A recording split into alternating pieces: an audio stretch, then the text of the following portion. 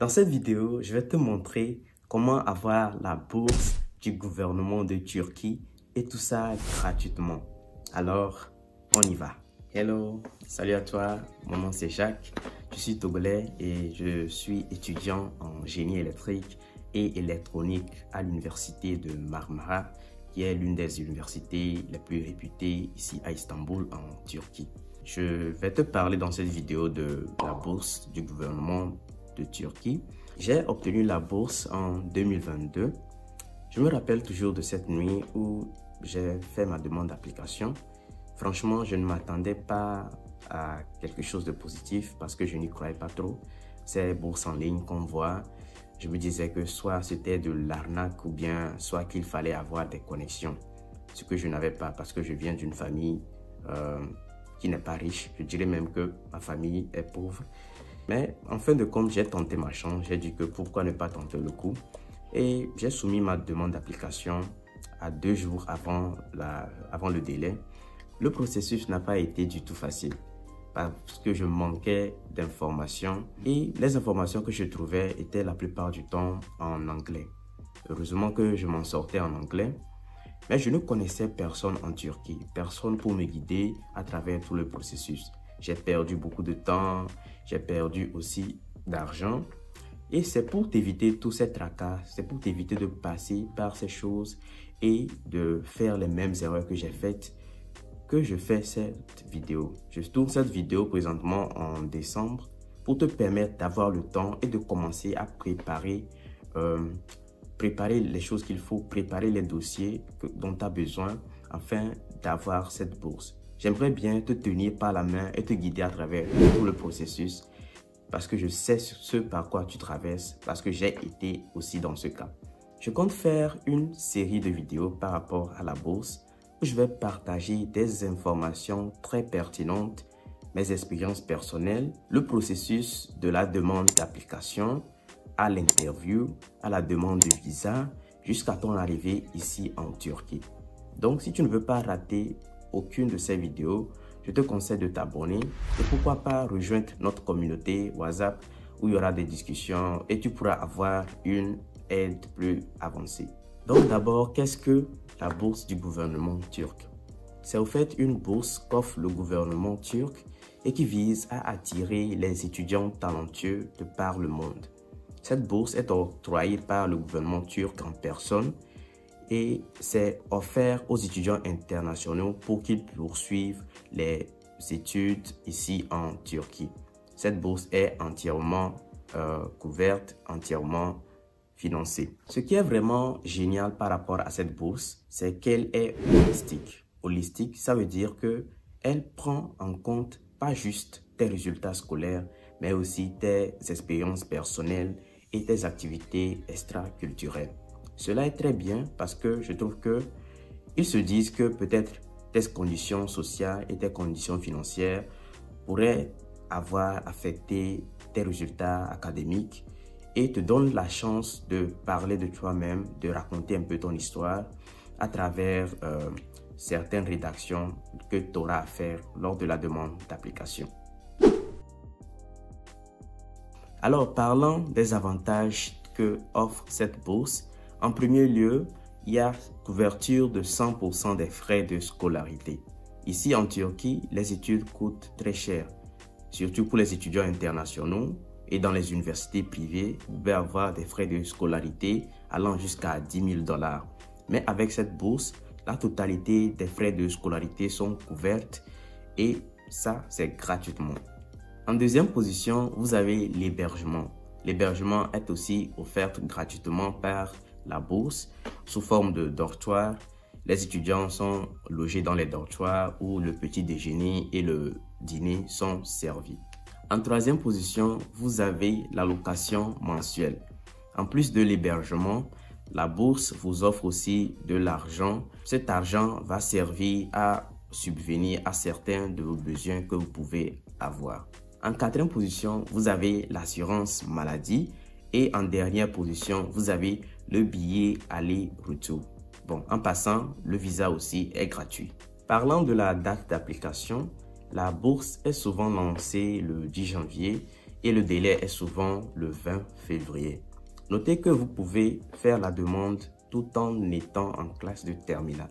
Ça, je ne le savais pas.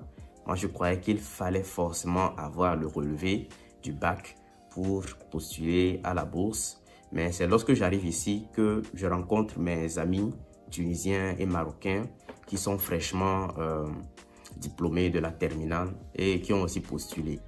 Dans ce cas, votre acceptation à cette bourse est conditionnée à votre réussite au bac. Donc, lorsque vous aurez l'admission, vous allez présenter après votre relevé du bac 2. Donc, si vous avez des petits frères qui sont au lycée ou bien en classe de terminale, vous pouvez leur partager cette vidéo pour qu'ils commencent par se préparer. J'aimerais souligner quelque chose de très important. La bourse exige que vous passiez 1 an à l'étude de la langue turque avant de commencer votre cursus proprement dit. Ce qui veut dire que, normalement, pour une personne en cycle licence qui devrait passer 4 ans, ici, la licence c'est 4 ans, ou bien le bachelor, on l'appelle ça, comme ça, c'est 4 ans. Et avant cela, vous allez passer 1 an d'études, ce qui va faire 5 ans d'études pour le bachelor, qui va faire 3 ans d'études pour le master et aussi 4 ans d'études pour les étudiants du doctorat ou bien PhD. Maintenant, qui sont ceux qui sont éligibles pour postuler à cette bourse? Le premier critère, c'est de ne pas être citoyen turc. Alors, c'est évident. Si tu regardes cette vidéo, c'est sûrement parce que tu n'es pas citoyen turc. Mais le deuxième critère, il faut être âgé de moins de 21 ans pour le cycle licence ou bien bachelor, moins de 30 ans pour le master et moins de 35 ans pour le doctorat. Bon, une fois que tu te sens éligible pour faire la demande d'application, l'étape suivante, c'est de préparer des documents pour commencer à faire la demande. La demande se fait en ligne et c'est totalement gratuit. Tu peux le faire, tu peux la faire toi-même. Alors, j'ai pris quelques notes concernant les dossiers à remplir. Tu auras besoin de ta carte d'identité ou bien de ton passeport. Je préfère le passeport parce que elle va t'éviter beaucoup de tracas lorsque tu auras l'admission en fin de compte. Ou bien si tu n'as pas encore le passeport, commence par faire la demande pour le passeport parce que le passeport prend beaucoup de temps pour arriver. Et je connais des amis qui ont eu la demande, qui ont eu l'admission, un ami nigérien qui a eu l'admission mais qui n'a pas pu venir ici parce que après avoir eu la demande d'admission, il donne un court délai pour faire le visa alors qu'il n'avait pas de passeport à ce moment-là. Donc, c'est ce qu'il faut noter. Tu auras aussi besoin de ton diplôme et de ton certificat. Le diplôme du bac, si tu veux postuler pour la licence, et ton certificat du bac aussi. Si c'est pour le cursus master, alors tu auras besoin de ton diplôme de licence et de ton certificat. Bon, je sais pas s'il y a un certificat pour la licence quand même. Tu auras aussi besoin de tes relevés de notes et de ton bulletin. Si tu viens du lycée, tu auras besoin de tes relevés de notes, du BPC, du bac 2, du bac 1 et tes bulletins du collège jusqu'au lycée. En plus des résultats de ces examens, tu peux aussi passer les examens internationaux. Ça, c'est pas obligatoire, mais ça booste en quelque sorte ta candidature. Les examens internationaux, c'est entre autres le SAT et le TOEFL. Le SAT, c'est l'équivalent du bac pour les étudiants américains. C'est une sorte de mathématiques et puis anglais. C'est un examen assez compliqué quand même. Moi, j'avais passé cet examen lorsque j'étais en terminale. C'était pas facile. Aussi, le TOEFL, c'est un certificat qui prouve que tu es compétent en anglais, que tu peux étudier en anglais. Donc, pour ceux qui aimeraient étudier en anglais, je te conseille, si tu as les moyens, de passer ces tests parce que c'est très important. Il faut qu'ils sachent que tu es capable d'étudier en anglais.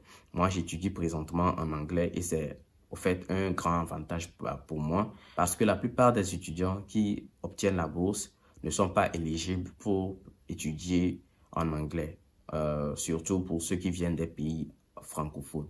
En dernière position, il y a une lettre de motivation à écrire. Je vais aussi faire une vidéo par rapport à comment écrire une lettre de motivation vraiment captivante. Et là, je vais aussi montrer ma demande d'application, je vais te montrer ma demande, ma lettre de motivation personnelle. Sur le site officiel de la bourse, il est mentionné que pour avoir plus de chances d'avoir cette bourse, il faut remplir certaines conditions académiques qui sont pour le bachelor, pour des candidats au bachelor, il faut avoir une moyenne minimale de 70%. Ce qui veut dire que vous devrez être plus performant que 70% des personnes de votre classe ou bien dans votre entourage. Pour les candidats aux études supérieures, notamment en master et en PhD, ils vous demandent une moyenne minimale de 75%. Vu que la façon dont ces moyennes sont calculées ne sont pas vraiment définies, nul ne sait comment ça se passe, je te conseille toutefois de faire ta demande d'application parce qu'on ne sait jamais. Tu ne perds rien en faisant la demande d'application, c'est totalement gratuit. Je vais maintenant te donner certains conseils qui vont t'aider à booster ta chance d'obtenir la bourse. Le premier conseil que je vais te donner, c'est de commencer tôt. Il faut commencer par te préparer, il faut commencer par envisager. C'est évidemment pour cette raison que j'ai tourné cette vidéo en décembre pour te permettre d'avoir le temps et de te préparer. Le second conseil, c'est de bosser dur. Si tu es étudiant au lycée ou bien même en licence, je te conseille de bosser dur pour pouvoir occuper les premiers rangs, être le premier de ta classe, de ton établissement, de ta région ou bien pourquoi pas de ton pays. Par ailleurs, lorsque tu serais en train de faire la demande d'application, il y aura une section quelque part où ils vont te poser la question de savoir est-ce que tu as une fois été le premier d'une compétition ou bien de ton établissement, de ta région. Donc, c'est très important. Moi, j'ai souvent été le premier de ma classe. Je crois que ça a été un plus. Si tes résultats académiques ne sont pas trop exceptionnels, il n'y a pas de souci, tout n'est pas perdu pour toi. Je te conseille de suivre des formations en ligne ou bien en présentiel pour booster ton CV. Parce que rappelle-toi que la bourse ne se focalise pas que sur tes résultats scolaires, il y a aussi tes activités extracurriculales. Donc, tu peux suivre des formations en ligne sur Open Classroom ou bien sur Coursera. J'ai évidemment fait des vidéos sur ces plateformes sur comment faire la demande d'application et avoir des certificats gratuitement. Le lien sera dans la description si tu es intéressé. Les formations en ligne sont un excellent moyen qui prouve que tu es motivé assez pour être autodidacte et te former toi-même. C'est l'un des meilleurs conseils que j'ai eu à donner à des personnes et qui ont été sélectionnées pour cette bourse. Moi, ce qui avait personnellement joué en ma faveur, c'était que j'avais beaucoup d'expérience en programmation parce que j'envisageais des études liées à ce domaine, même si je n'étais pas trop sûr. Une autre chose que tu peux faire, c'est de faire des travaux de volontariat ou bien bénévolat. Moi, personnellement, j'ai fait beaucoup de travaux de bénévolat. Par exemple, au collège, j'ai été représentant de l'UNESCO et au lycée, j'ai fait du tutorat gratuitement. Donc, ce sont des choses que tu peux faire pour augmenter tes chances parce que ça prouve que non seulement tu es compétent académiquement, mais tu as la volonté d'aider ta communauté et de contribuer à son développement. Tu peux aussi faire des stages si c'est possible. Les stages te permettent d'avoir de l'expérience et d'appliquer tes connaissances théoriques dans le domaine professionnel. Donc, même lors de l'application, ils te demandent est-ce que tu as déjà fait un stage dans le domaine dans lequel tu es intéressé. Donc, c'est très important. Je vais être vraiment franc avec toi. La bourse est très compétitive. Ce n'est pas pour te décourager, mais c'est pour te donner une autre perspective de la chose. Donc, si tu as déjà fait une demande d'application dans les années antérieures et tu n'as pas été accepté, ça ne veut pas dire que tu es bête. Tu n'es pas bête. C'est parce qu'il y a des candidats, des milliers d'autres candidats aussi talentueux que toi qui ont aussi fait la demande. Et donc, c'est assez sélectif. Continue d'améliorer ton CV, d'augmenter tes compétences et de booster tes chances et tu auras ta chance. Je connais personnellement des personnes qui ont fait la demande 2-3 fois avant d'être acceptés parce qu'ils ont augmenté leurs chances d'être acceptés en suivant, je ne sais pas, des formations ou bien en ayant plus d'expérience. Donc, c'est tout pour cette vidéo. J'espère que tu l'auras aimé et qu'elle pourra t'aider parce que c'est le but de cette vidéo. Et si c'est le cas, like et partage aussi à un de tes amis. Peut-être que ça pourra l'aider. Donc, à plus.